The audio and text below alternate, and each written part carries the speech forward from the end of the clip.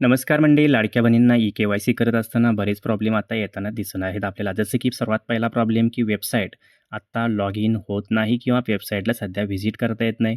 जर काही महिलांनी जर आपलं नेट कनेक्शन चांगलं असल्यामुळं किंवा आपला जो वेळ आहे रात्रीचं किंवा आपण जर पहाटे लवकर जर लॉग इन करत असाल तर आपल्याला ओ-टी-पीसुद्धा मिळायचा सध्या प्रॉब्लेम आपण दिसत आहे.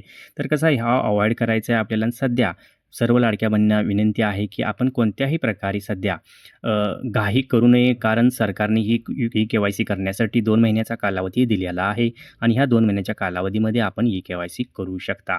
त्याचबरोबर आपण बघितलं असेल की बऱ्याच महिलांना सध्या एक महत्त्वाचा ऑप्शन दिसत आहे आणि त्या चुका महिला करत आहेत ते म्हणजे की ई-के-वाय-सी करत असताना आपल्याला माहीत असेल की आपल्या आधार कार्ड स्वतःचं लागतं, त्याचा ओ-टी-पी लागतो. त्याचबरोबर आपलं लग्न झालं असेल तर आपल्या पतीचं आधार कार्ड आणि त्यांचा ऑथेंटिकेशनसाठी ओ-टी-पी लागतो. तर आपण महिलांना प्रश्न पडतो की काही महिला ज्या डिव्होर्स झालेला आहे, घटस्फोटीत आहे, अशा महिलांनी काय करावं? तर अशा महिलांनी काय करायचं आहे, तर सर्वात प्रथम त्यांनी आपल्या वडिलांचं जे आधार कार्ड आहे त्याचाच ओ-टी-पी आपण वापरायचा आहे. तर आता बघा हा झाला डिव्होर्स महिलांचा प्रॉब्लेम. आता त्यानंतर दुसरा एक महत्त्वाचा प्रश्न असा येतो की आता जर आपण ऑनलाईन पद्धतीने ती प्रक्रिया करत असाल स्वतः, तर त्यानंतर दुसरा एक महत्त्वाचा प्रॉब्लेम आपल्याला विचारला जातो तो म्हणजे की ओ-टी-पी वगैरे सबमिशन झाल्यानंतर आपण खाली जे आपल्याला लाभार्थ्यांनी जात प्रवर्ग निवडायचा आहे किंवा डिक्लेरेशन देण्यासाठी 2 पॉइंट आहेत. एक तर कुटुंबातील सदस्य सरकारी नोकरी करतो आणि दुसरा आहे की आपल्या कुटुंबाचे वार्षिक कुटुंबातील केवळ 1 किंवा 1 विवाहित महिला लाभ घेत आहे का असा ऑप्शन आहे.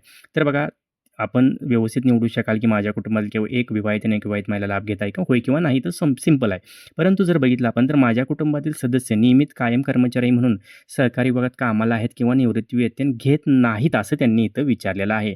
मग तिथं आपल्याला प्रॉब्लेम येऊ शकतो. एकतर मला हे समजत नाही की सरकारनं हा ऑप्शन असा का टाकला सरळ ते विचारू शकत होते की माझ्या कुटुंबातील सदस्य सरकारी नोकरी किंवा पेन्शन घेत आहेत का?